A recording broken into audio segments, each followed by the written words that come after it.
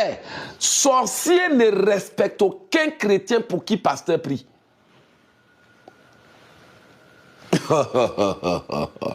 Satan ne respecte pas les chrétiens qui se promènent et pleurnichent pour qu'on prie pour eux.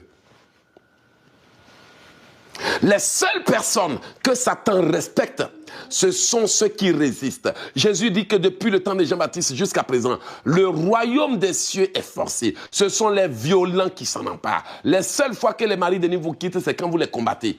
Ah, résistez au diable. Et il fuira de vous. Les gens que Satan respecte, c'est ceux qui savent dire au nom de Jésus, je prends autorité. Au nom de Jésus, sors de ma vie. Au nom de Jésus. C'est pour ça que les chrétiens souffrent aujourd'hui. Parce que nos églises vous ont endormis. On vous a fait croire qu'on est les champions. On est là pour vous. Ma fille, si tu as besoin de prier, appelle-moi. Quelle histoire.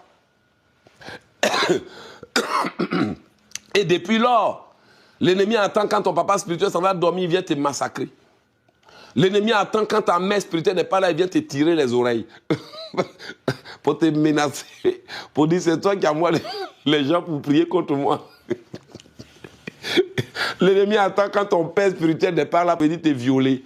Tu es même choqué que malgré que les hommes de Dieu prient pour toi, tu vis des histoires que tu ne peux même pas comprendre. Pourquoi? Parce que ce n'est pas toi qui pries.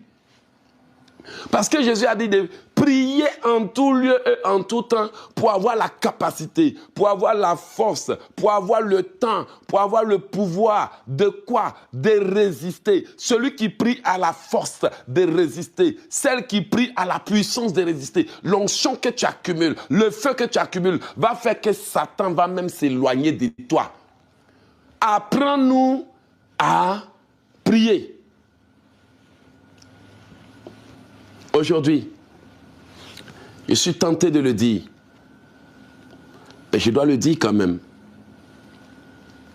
Je suis tenté de le dire, mais je dois quand même le dire. Combien ont échoué dans des situations où ils ne devraient pas échouer? Combien de personnes ont perdu des parents qui ne devraient pas perdre? Parce que les gens croient que la prière, c'est quand on a problème seulement. Non! La prière, c'est pas quand on a problème. La prière, c'est pour quand on aura un problème. En d'autres termes, on ne prie pas quand on a un problème. On prie pour avoir l'onction quand on va avoir le problème. On prie pour être rempli quand on va avoir le problème. On prie pour avoir l'autorité quand on va avoir le problème. On prie pour être investi. Jésus a dit quoi?